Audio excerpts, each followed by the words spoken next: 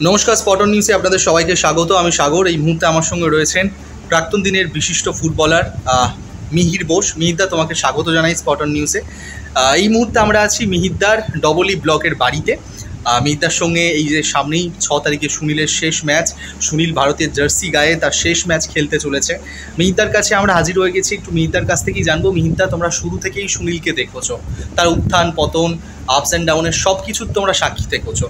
সুনীলের এই সিদ্ধান্ত শেষ ম্যাচ কতটা সঠিক, আর সুনীলকে তোমরা শুরু থেকে কিভাবে দেখেছো একটু যদি বিশ্লেষণ করো।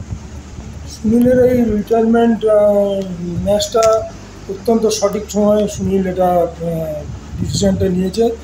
এত বড় মাপের ফুটবলার ভারতবর্ষের ফুটবলে খুব কমই এসছে। আমি সুনীল আর বিজয়নকে প্রায় পাশাপাশি রাখবো, দুজনেই প্রায় ঘাড়ে নিঃশ্বাস নিচ্ছে। অত্যন্ত উঁচু মানের প্লেয়ার, খেলোয়াড় হিসেবে তো বড়ই, মানুষ হিসেবে বড়, টিম ম্যান, এবং ও জানে যে কোথায় থামতে হয়, ঠিক জায়গায় এসে থেমেছে। এর জন্য সুনীলকে আমি ব্যক্তিগতভাবে ধন্যবাদ জানাই। সুনীল যখন প্রথম কলকাতায় এসেছিল, সুব্রত ভট্টাচার্যের ফ্ল্যাটে থাকতো, আমি বসিরহাটে একটা বড় জগদ্ধাত্রী পুজো করি, সেই সময় আমি ওকে গেস্ট হিসাবে নিয়ে গেছিলাম। তখন থেকেই দেখেছিলাম যে অত্যন্ত ভালো ছেলে এবং ফুটবল অন্তপ্রাণ। এইরকম একটা ফুটবলার যে ভারতবর্ষের ফুটবল থেকে সরে যাচ্ছে, এটা আমাদের খুব দুর্ভাগ্য এই কারণেই, কারণ আমরা পরবর্তী প্রজন্ম সেইভাবে তৈরি করতে পারিনি। তো সুনীল আমাদের বহুদিন ভারতবর্ষের ফুটবলকে এশিয়ান অনেকটা এগিয়ে নিয়ে গেছে। তো আমি আশা রাখবো যে আগামী জীবনটা সুনীল খুব ভালোভাবে কাটাবে, দীর্ঘায়ু হবে এবং সুস্বাস্থ্যের অধিকারী হয়ে ভারতবর্ষের ফুটবলকে নতুনভাবে সেবা করার জন্য যে একটা মানুষ আমরা পেলাম, নিশ্চয়ই এগিয়ে আসবে। মিহিরদা, পরবর্তী প্রজন্ম যে কথাটা বললে এখনও সেইভাবে উঠছে না, ভালো স্ট্রাইকারের অভাব এখনও ভারতীয় দলে বললেই চলে। এই সুনীলের পরে এখন তোমার চোখে কয়েকজন কি এরকম আছে যারা তুমি মনে করো যে আইএসএলও দেখলে খেলা তাদের, এরা সম্প্রতিকালে বা মোহনবাগান, ইস্ট বেঙ্গলেরও যদি কারোর নাম নাও, যে এরা ভারতীয় অ্যাজ এ ইন্ডিয়ান হিসেবে সুনীলের জায়গাটা ভরাট করতে পারবে? না, আমি ব্যক্তিগতভাবে এরকম মনে করি না। বিকৃতভাবে কিছু প্লেয়ার উঠে আসছে, তবে আমি আবারও বলি যে ভারতবর্ষের ফুটবলের উন্নতি করতে গেলে বাংলা থেকে যদি ফুটবলার না ওঠে, তাহলে কিন্তু ভালো মানের ফুটবলার পাওয়া খুব মুশকিল। কারণ আদার স্টেটের যে সমস্ত ফুটবলার, আমি পাঞ্জাবি বলতে পারি, মণিপুরি বলতে পারি, কি আদিবাসী ছেলে বলতে পারি, মুসলিম ছেলে বলতে পারি, এরা সব এমন একটা ফুটবল খেলে একটা স্ট্যান্ডার্ড পর্যন্ত যায়, তারপরে কিন্তু এদের ব্রেন কাজ করে না।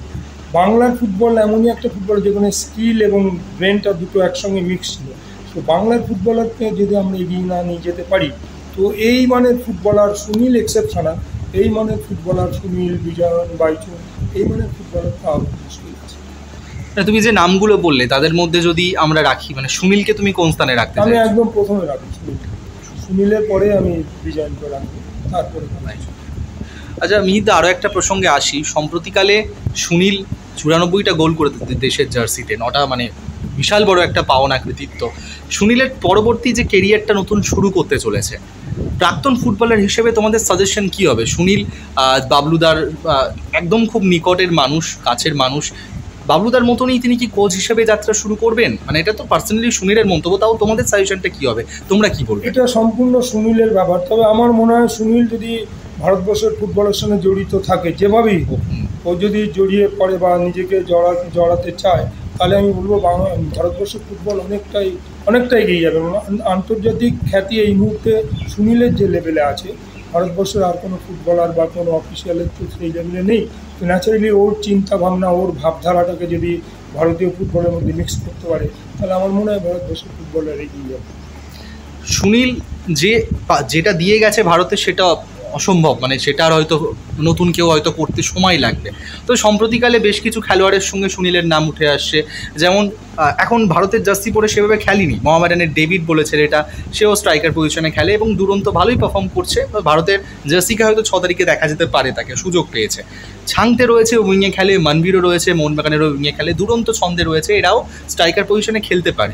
তো তোমার কি মনে হচ্ছে যে এই যে নামগুলো বললাম, ডেভিড, ছান্তে, মনবীর, এরা কি পরবর্তীকালে সুনীলের জায়গাটা ভরাট করতে পারে বা কোনো রকমভাবে তো পারফর্ম দেখেছো? দেখো, এই মুহূর্তে এদের সম্বন্ধে ওই লেভেলে বলার মতো পরিস্থিতি আসেনি।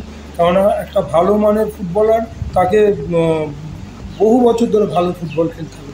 এক বছর আমি দারুণ নাম করলাম বা 2 বছর খেললাম, তারপরে হারিয়ে গেলাম, তো বলে হবে না।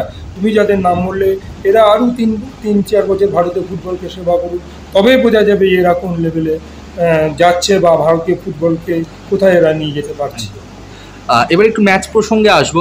মিতা 6 তারিখের ম্যাচ যুব ভারতী ক্রীড়াঙ্গনে, যদি ভারতের রেকর্ড দেখি এখনো পর্যন্ত যুব ভারতী ক্রীড়াঙ্গনে ভারতের রেকর্ড ভালো ম্যাচে। এবার কুয়েতের মুখোমুখি হচ্ছে ভারত, আর এই ম্যাচটা জিতলে সব থেকে বড় কথা যে ফিফা কোয়ালিফাইংয়ের থার্ড রাউন্ডে পৌঁছাতে পারবে ভারত, আর এফসি কাপ এশিয়ান 2027 এটা হবে, সেটা সরাসরি কোয়ালিফাই করবে। তো এই ম্যাচটাকে তুমি কিভাবে দেখছো ভারতের পরিপ্রেক্ষিতে বা দৃষ্টিভঙ্গিতে কতটা গুরুত্বপূর্ণ ম্যাচ? একজন ভারতীয় হিসেবে আমি অবশ্যই চাইবো ভারতবর্ষের জয়।